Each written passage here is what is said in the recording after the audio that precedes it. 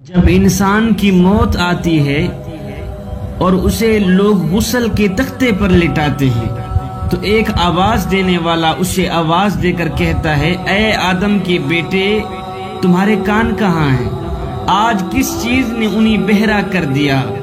तुम्हारी आंखें कहाँ हैं? आज किस चीज ने उन्हें अंधा कर दिया? आज तुम्हारी साफ सुथरी जुबान कहाँ है? किस चीज ने उन्हें गूंगा कर दिया? बताओ तो सही, आज तुम्हारी बेहतरीन और उम्दा खुशबू कहाँ है? किस चीज ने उन्हें बदल दिया? तुम्हारी दौलत कहाँ है? किस चीज ने तुम्हें दूसरों का मोहताज बना दिया? फिर जब उसकी लाश कब्र में रखी जाती है तो एक पुकारने वाला उसे पुकार कर कहता है, ऐ आदम के बेटे तुमने दुनिया की दौलत जमा की थी या दुनिया ने तुम्हें अपनी लपेट में ले लिया था? ऐ आदम के बेटे तुमने मौत की तैयारी की थी या मौत ने तुम्हें अचानक आ पकड़ा था? ऐ आदम के बेटे मैंने तुम्हें मिट्टी से पैदा किया था और हजरत इंसान बनाकर एक बार फिर मैंने तुम्हें मिट्टी में ही वापस कर दिया है। जब मैंने तुम्हें मिट्टी से पैदा किया था उस वक्त तुम्हारे कांधे खाली थे, लेकिन आज जब तुम दोबारा इस मिट्टी में आ रहे हो तुम्हारे कांधे पर गुनाहों का बोझ लदा हुआ क्यों है? और जब मुर्दे की पहली रात होती है, एक तारीक और अंधेरी रात, कब्र की पहली रात, तो एक पुकारने वाला पुकार कर कहता है, ऐ आदम के बेटे आज तुम एक ऐसी रात गुजारने वाले हो जिसकी सुबह में कोई मुअज्जिन अजान नहीं देगा।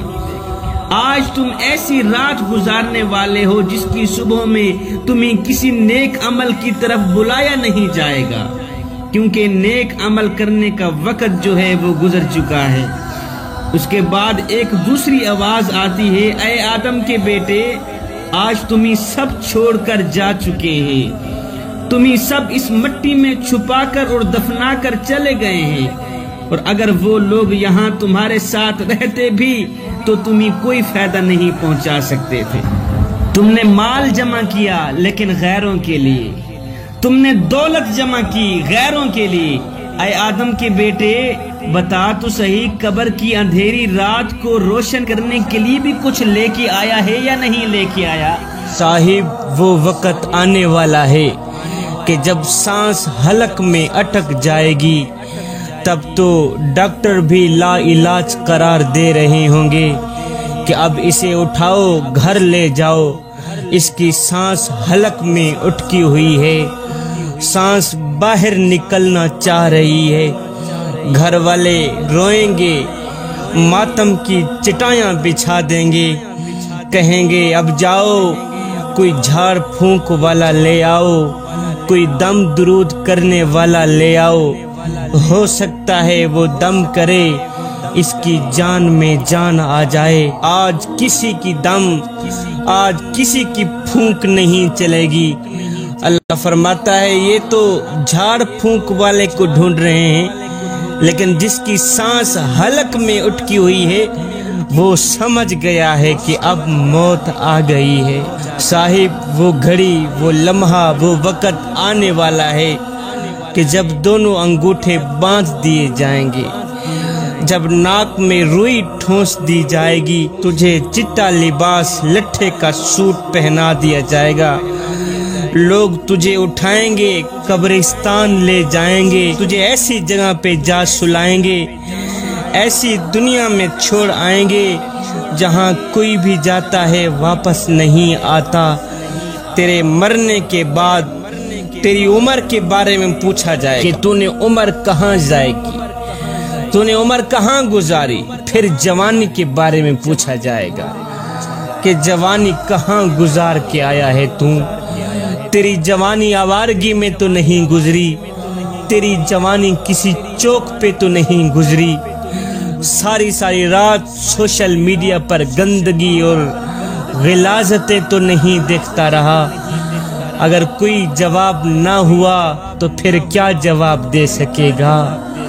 कितना खुश नसीब होगा वो शख्स जो कहेगा मालिक मैं जवानी सजदों में गुजार के आया हूँ, मेरी जवानी सजदों में गुजरी है, میری جوانی قیام میں گزری ہے، میری جوانی رکوع میں گزری ہے۔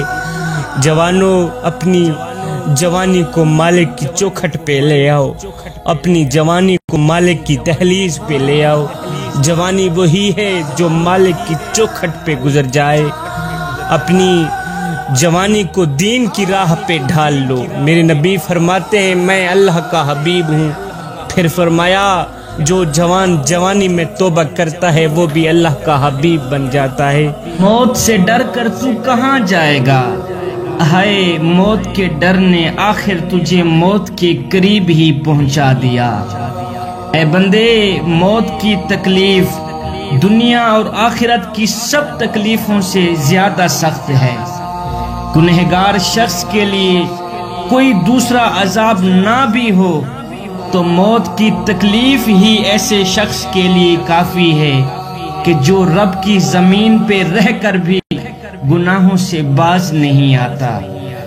حضرت حسن بصری نے فرمایا کہ جب کوئی شخص مرتا ہے تو اس کے گھر والے رونا شروع کرتے ہیں، ادھر سے وہ رونا شروع کرتے ہیں، ادھر مکان کے دروازے پہ کھڑا ہو کے موت کا فرشتہ کہتا ہے اور رونے والوں میں نے اس کی روزی نہیں کھائی، یہ اپنی ساری روزی خود کھا چکا ہے، یہ اپنا سارا رزق خود کھا چکا ہے، اور رونے والوں میں نے اس کی عمر کم نہیں کی، یہ خود اپنی ساری عمر گزار چکا ہے، مجھے تو اس گھر میں پھر سے آنا ہے، بار بار آنا ہے، تم کیوں رو رہے ہو؟ خدا کی قسم اگر گھر والے اس وقت موت کے فرشتے کو دیکھ لیں یا اس کی باتیں سن لیں تو سارے رشتہ دار مردے کو بھول جائیں، اپنی ہی فکر میں لگ جائیں۔ اے بندے، میرے رب کی رحمت تیرا بڑھ چڑھ کے انتظار کر رہی ہے، میرے رب کی رحمت تیرا بڑھ چڑھ کے انتظار کر رہی ہے۔ جب کسی گنہگار شخص کا، بدکار شخص کا جنازہ نکلتا ہے، لوگ اسے اپنے کندھوں پر اٹھاتے ہیں تو مردے کی روح چیخ چیخ کے کہتی ہے اور مجھے کہاں لے کے جا رہے ہو، اور اپنے ہاتھوں سے مجھے آگ میں پھینکنے جا رہے ہو، اور مجھ پہ کچھ تو ترس کھاؤ، کچھ تو رحم کرو، قبر کی آگ مجھے تو دور سے دکھائی دے رہی، وہ دیکھو قبر میں آگ بھڑک رہی ہے، اور ایک قبر کی آگ مجھے تو دور سے دکھائی دے رہی ہے، تمہیں دکھائی کیوں نہیں دے رہی؟ میرے حضور فرماتے ہیں مردے کی چیخ انسان کے علاوہ ہر چیز سنتی ہے، ہر چیز سنتی ہے، اگر انسان سن لیں تو بے ہوش ہو جائیں۔ اللہ اکبر۔ مردہ اپنے عزیز و اقربا، رشتہ داروں کو، دوستوں کو چیخ چیخ کے کہتا ہے، مردے کی روح چیخ چیخ کے اپنی اولاد کو کہتی ہے اور میں نے تمہارے لیے دن رات ایک کر کے تمہارے لیے مال جمع کیا، اور تمہارے لیے تجوری اکٹھی کی، دن رات تمہاری ہی فکر میں لگا رہا کہ میری اولاد کا ایک اچھا مستقبل بن جائے، میں نے تمہارے لیے، تمہارے پیٹ کے لیے، تمہارے مستقبل کے لیے حلال و حرام کی تمیز بھی نہ کی، میں نے تمہارے لیے اتنا کچھ کیا اور تم مجھے زبردستی آگ میں پھینکنے جا رہے ہے۔ ساری زندگی جس طرح میں نے تمہاری فکر کی، کاش کی آخرت کی فکر بھی کر لیتا، آج مجھے زبردستی آگ میں نہ ڈالا جاتا۔ اللہ اکبر۔ پھر فرمایا جب مومن کا جنازہ نکلتا ہے، اللہ اکبر، میرے کریم نبی نے فرمایا، صحابہ جی یا رسول اللہ، فرمایا جب مومن کا جنازہ نکلتا ہے تو مومن کی روح کہتی ہے جلدی کرو، مجھے میرے اصلی مکان میں چھوڑ آؤ، جلدی کرو مجھے میرے اصلی گھر میں چھوڑ آؤ، ساری زندگی جس مالک کا نام جپتا رہا، ساری زندگی جس رب کا نام لیتا رہا، آج اسی کا میں نے دیدار بھی کرنا ہے، جلدی کرو، تم دیر کیوں کر رہے؟ فرمایا مردے کو جب قبر میں اتارا جاتا ہے تو وہ دو صورتوں میں پچھتاتا ہے، دو صورتوں میں پچھتاتا ہے مردہ۔ اگر وہ نیک بندہ ہوتا ہے تو اس بات پہ پچھتاتا ہے کہ اس نے زیادہ نیکیاں کیوں نہ کی۔ اگر وہ نیکوکار ہوتا ہے نا تو وہ اس بات پہ پچھتاتا ہے کہ اس نے زیادہ نیکیاں کیوں نہ کی، اور اگر وہ گنہگار ہوتا ہے تو اس بات پہ پچھتاتا ہے کہ اس نے گناہ کیوں کیے۔ جوانوں، ہم نے کبھی سوچا ہے کہ ہم مرنے کے بعد نیکیوں کی کمی پر پچھتائیں گے یا گناہوں کے زیادہ ہونے پر پچھتائیں گے؟ ہم نے تو کبھی نہیں سوچا۔ آج ہماری جوانیاں کس رخ پہ چل پڑی، آج ہماری جوانیاں کس سمت پہ چل پڑی، کس سائٹ پہ چل پڑی، اور جوانی میں تو اس درد کو پیدا کرنے کی ضرورت تھی کہ ہم نے مرنا بھی ہے۔ جوانی میں تو اس سوچ کو پیدا کرنے کی ضرورت تھی کہ ہم نے قبر میں بھی جانا ہے۔ جوانی میں تو اس کیف کو پیدا کرنے کی ضرورت تھی کہ ہم نے اللہ اور اس کے رسول کو منہ بھی دکھلانا۔ ہمیں ہر وقت، ہر گھڑی، ہر لمحے یہ سوچنا ہوگا کہ ہم مرنے کے بعد نیکیوں کی کمی پر پچھتائیں گے یا گناہوں کے زیادہ ہونے پر پچھتائیں گے۔ جوانوں، یہ زندگی کے لمحے ہمارے لیے غنیمت ہے۔ انہی لمحوں میں ہم کچھ کر لیں، انہی لمحوں میں ہم کچھ اکٹھا کر لیں، انہی لمحوں میں خدا کی یاد اور محبت کے دیے اپنے دل میں جلا لیں۔ حضور علیہ السلام ایک مرتبہ نماز کے لیے تشریف لائے۔ آپ نے ایک جماعت کو دیکھا جو کھلکھلا رہی تھی، ہنس رہی تھی، یہاں تک کہ ان کے دانت بھی نظر آ رہے تھے۔ حضور علیہ السلام نے فرمایا، او ہنسنے والو، او مسکرانے والو، موت کو کثرت سے یاد کیا کرو۔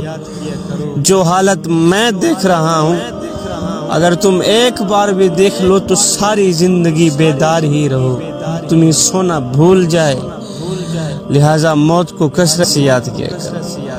اور میں قبر پر کوئی دن ایسا نہیں گزرتا جس دن وہ یہ آواز نہ دے کہ او نادان، میں اندھیری کا گھر ہوں، روشنی لے کے آنا، تنہائی کا گھر ہوں، ساتھی لے کے آنا، اے مٹی کا گھر ہوں، کیڑوں کا گھر ہوں۔ جب کوئی مومن قبر میں جاتا ہے تو وہ کہتی ہے، تیرا آنا مبارک ہو، تیرا آنا مبارک ہو، بہت اچھا لگا تو میرے تک آیا۔ جتنے آدمی زمین پر چلتے تھے تو ان سب میں سے مجھے زیادہ پسند تھا، مجھے زیادہ عزیز تھا۔ میں یہ خواہش رکھتی تھی کہ تو کب میرے اندر آئے گا۔ آج جب تو میرے پاس آیا ہے تو میرے بہترین سلوک کو دیکھے گا اور خوش ہوگا۔ اس کے بعد وہ قبر جہاں تک مردے کی نظر پہنچ سکے وہاں تک وسیع ہو جاتی ہے، اور ایک دروازہ اس میں جنت کا کھل جاتا ہے جس سے وہاں کی ہوا اور خوشبو اس کو ملتی رہتی ہے۔ فرمایا، جب کوئی بد کردار شخص کو قبر میں رکھا جاتا ہے تو قبر کہتی ہے، او بدبخت، تیرا آنا نامبارک ہو، اپنی جان کے ساتھ بہت ہی برا کیا جو تو میرے پاس آیا۔ زمین پر جتنے آدمی بھی چلتے تھے ان سب میں سے تو ہی مجھے ناپسند تھا، میں تیرے ساتھ سب سے زیادہ نفرت کیا کرتی تھی۔ آج جب تو میرے حوالے ہوا ہے، جب تو میرے برتاؤ کو دیکھے گا برداشت نہیں کر سکے گا، تو روئے گا، پچھتائے گا۔ اس کے بعد وہ اس طرح اس شخص کو دباتی ہے کہ پسلیاں آپس میں ایک دوسرے میں پیوست ہو جاتی ہیں، اور 70 اژدہے اس پر ایسے مسلط ہو جاتے ہیں کہ اگر ایک بھی زمین پر پھونکا مار دے تو اس کے اثر سے زمین پر گھاس تک باقی نہیں رہے گا اور نہ ہی تو اگے گا۔ وہ اژدہا اس گنہگار شخص کو روزانہ ڈنگ مارتا رہے گا، وہ اس کو قیامت تک ڈستا رہے گا۔ اس کے بعد حضور علیہ السلام نے فرمایا کہ قبر یا جنت کا ایک باغ ہے یا جہنم کا ایک گڑھا۔